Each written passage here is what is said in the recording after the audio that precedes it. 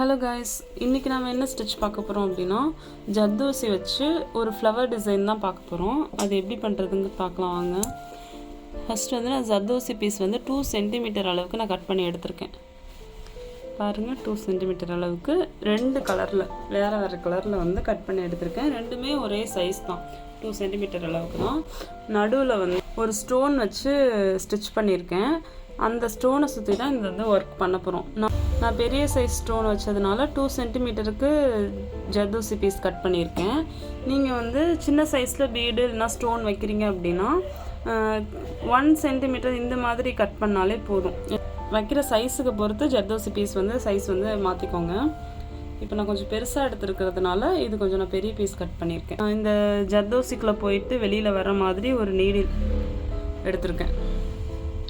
இங்கே பாருங்கள், இதுக்குள்ளே இப்படி போகும்போது ஈஸியாக போகணும். இந்த இடத்துல மாட்டாமல் கொள்ளாமல் ஈஸியாக போயிட்டு வெளியில் வரணும். அந்த மாதிரி ஒரு நீடில் தான் இப்போ நான் சூஸ் பண்ணியிருக்கேன். நார்மல் ஷூவிங் த்ரெட்டு எடுத்து ஒர்க் பண்ணுறேன். இப்போ இந்த ஸ்டோனுக்கு பக்கத்தில் த்ரெட்டை வந்து வெளியில் எடுத்திருக்கேன். எடுத்துகிட்டு ஒரு ஜர்தோசி பீஸ் வந்து உள்ளே போட்டுக்கிறேன். போட்டுட்டு அதுக்கு பக்கத்துலேயே இங்கே பாருங்களேன், அதுக்கு பக்கத்தில் அதாவது கொஞ்சமாக கேப் விட்டு, ரொம்பலாம் கேப் விட வேணாம், கொஞ்சமாக கேப் விட்டு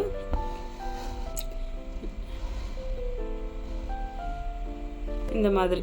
இப்போ நீங்கள் என்ன பண்ணுறீங்கன்னா, இந்த ஸ்டிச் இப்படி பண்ணியிருக்கோம்ல ஃபஸ்ட்டு, அதுக்கு நடுவில் சென்டரில் பஞ்ச் பண்ணணும். இதுலேருந்து த்ரெட்டை திரும்ப வெளியில் எடுக்கிறீங்க. எடுத்துட்டு நான் இன்னொரு கலரில் ஜர்தோசி பீஸ் வெட்டி வச்சுருக்கேன்னு சொன்னேன்ல, அதை எடுத்து நான் வந்து ஜர்தோசி வந்து கட் பண்ண தெரியாதவங்க டிஸ்கிரிப்ஷனில் வீடியோ கொடுக்குறேன், அதை பாருங்கள். அதில் கட் பண்ணுறது எப்படிங்கிறத கிளியராக சொல்லி கொடுத்துருப்பேன். இப்போ ஏற்கனவே போட்ட ஸ்டிச்சுக்கு நடுவுலேருந்து பஞ்ச் பண்ணி த்ரெட்டை வெளியில் எடுத்துகிட்டு அதுக்குள்ளே ஜர்தோசி வந்து போட்டிருக்கேனா, இப்போ இதை வந்து இதுக்கு பக்கத்தில் ப்ளூ கலரில் இருக்குல்ல, அதுக்கு பக்கத்தில் பஞ்ச் பண்ணுறோம். இப்போ 3rd ஜர்தோசி வந்து வைக்க போகிறோம். 2nd ஜர்தோசி இருக்குல்ல, இங்கே நல்லா பாருங்கள், ப்ளூவையும் விட்டுட்டேன்.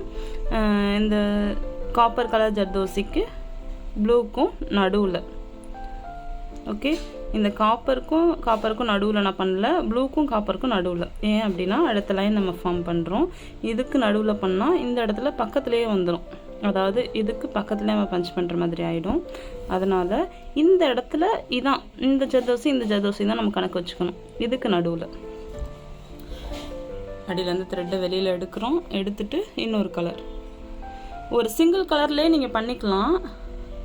நான் இப்போ உங்களுக்கு எக்ஸ்பிளைன் பண்ணும்போது உங்களுக்கு ஈஸியாக புரியணுங்கிறதுக்காக டபுள் கலர் எடுத்திருக்கேன். அப்புறம் பார்க்குறதுக்கு அழகாகவும் இருக்கும். இந்த மாதிரி இங்கேருந்து அங்கே போகணும்.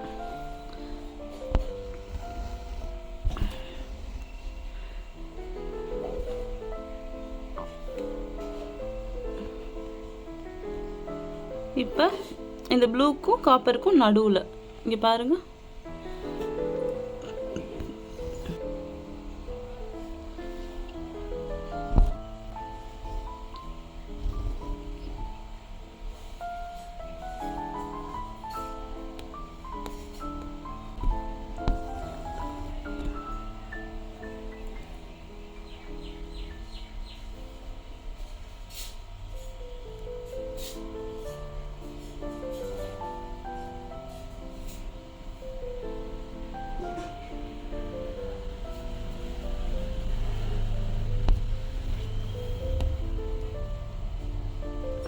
இப்போ நான் இடையில பஞ்ச் பண்ண சொல்லி கொடுத்தேன் இல்லையா, அதே மாதிரி தான் இந்த சைடுமே நான் பஞ்ச் பண்ணிட்டு வரேன்.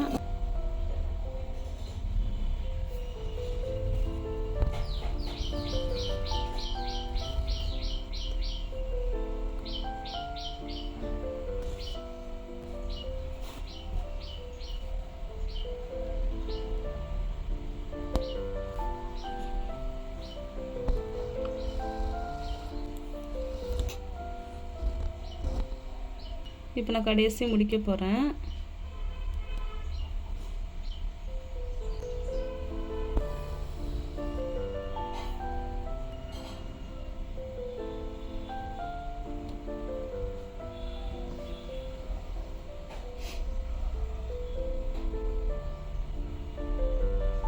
ஒரு லைன் வந்து நான் கம்ப்ளீட் பண்ணிட்டேன். இப்போ செகண்ட் லைன், ஒரு லைன் மட்டும் பத்தாது. இப்போ செகண்ட் லைன் வந்து நான் கொடுக்க போகிறேன். அதுக்குமே சேம் சைஸ் ஜர்தோசி பீஸ் தான் எடுத்து அடுத்த லைன் இப்போ நம்ம பண்ண மாதிரியே தான், கொஞ்சம் கூட மாற்றி கிடையாது. அடுத்த லைன் வந்து இப்போ நம்ம ஃபார்ம் பண்ண போகிறோம்.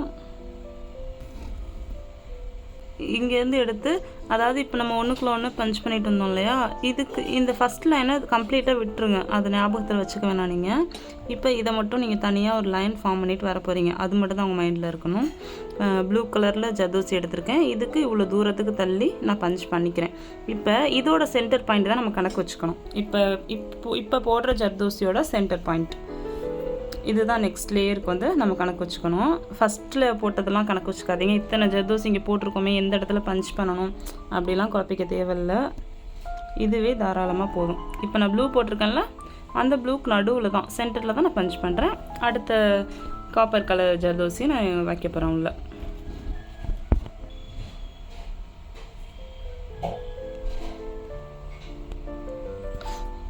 அடுத்து காப்பர் ஜர்தோசி வச்சுட்டு ப்ளூக்கு அந்த சைடு நான் பஞ்ச் பண்ணிக்கிறேன். போன லைன் வந்து பார்த்தோம் இல்லையா, அதே தான்.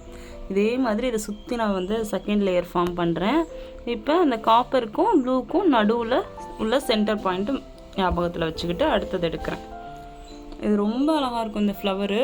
நீங்கள் நடுவில் வைக்கிற ஸ்டோன் சைஸை பொறுத்து ஜர்தோசி பீஸ் வந்து கட் பண்ணுங்கள். இதை விட சின்ன ஸ்டோன் வைக்கிறீங்க, இல்லைனா சின்ன பீடு கூட நீங்கள் வச்சுக்கலாம் சென்டரில் ரவுண்டாக ஏதாவது ஒன்று.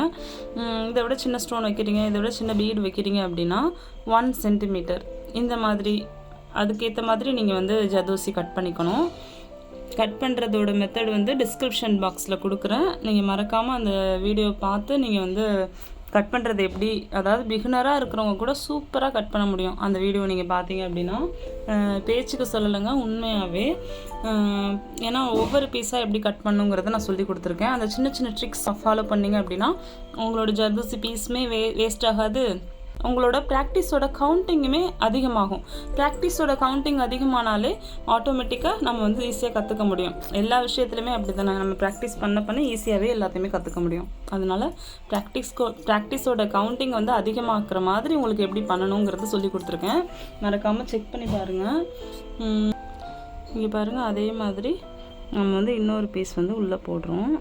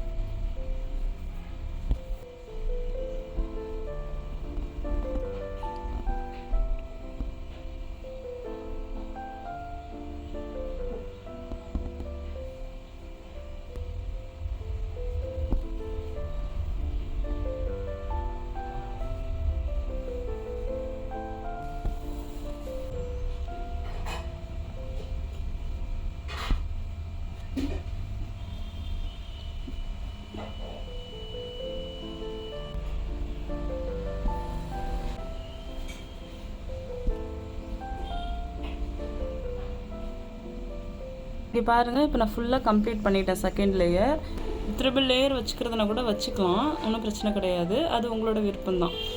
இது வந்து டபுள் லேயர் போட்டாலே தாராளமாக போதும், ரொம்ப அழகாகவே இருக்கும்.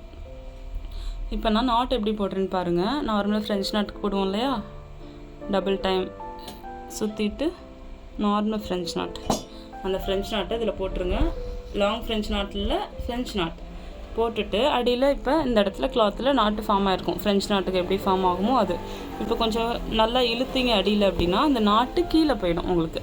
அடியில் லைட்டாக இழுத்து பாருங்கள். ஏன்னா நம்ம டபுள் டைம் ரொட்டேட் பண்ணி தான் நம்ம நாட் போடுறோம். சின்னதாக தான் இருக்கும் நாட்டு. அந்த நாட் வந்து கீழே போகணும். போனதுக்கப்புறமா கீழே எப்போதும் போல் த்ரெட்டை விட்டுட்டு கட் பண்ணிவிட்டு க்ளூ போட்டு அப்ளை பண்ணிவிடுங்க. அந்த அடியில் எக்ஸஸாக த்ரெட் இருக்குல்ல அது மேலே லைட்டாக க்ளூ போட்டு, நார்மல் நீடில்னு வந்துட்டாலே அடியில் கட் பண்ணிவிட்டு க்ளூ போட்டுருங்க. க்ளூ போட்டு அப்ளை பண்ணிட்டீங்க அப்படின்னா நம்ம போடுற நாட் வந்து பர்ஃபெக்டாக இருக்கும். இங்கே பாருங்கள், எனக்கு வந்து ஜர்தோசி ஃப்ளவர் வந்து இப்படி தான் இருக்குது பார்க்குறதுக்கு. ஃபைனலாக இந்த ஃப்ளவர் வந்து உங்களுக்கு பிடிச்சிருக்கு, இந்த வீடியோ புரிஞ்சுது அப்படின்னா ஒரு லைக் பண்ணுங்கள் வீடியோவுக்கு. இதே மாதிரி நெக்ஸ்ட் வீடியோவோட உங்களை பார்க்குறேன். இது வந்து ஒரு டைப் ஆஃப் ஃப்ளவர் தான். இந்த மாதிரி நிறைய டிசைன்ஸ் இருக்குது ஜர்தோசியில். இதெல்லாம் பர்ஃபெக்டாக கற்றுக்கணும் அப்படின்னா நம்மளோட சேனலை சப்ஸ்கிரைப் பண்ணிக்கோங்க.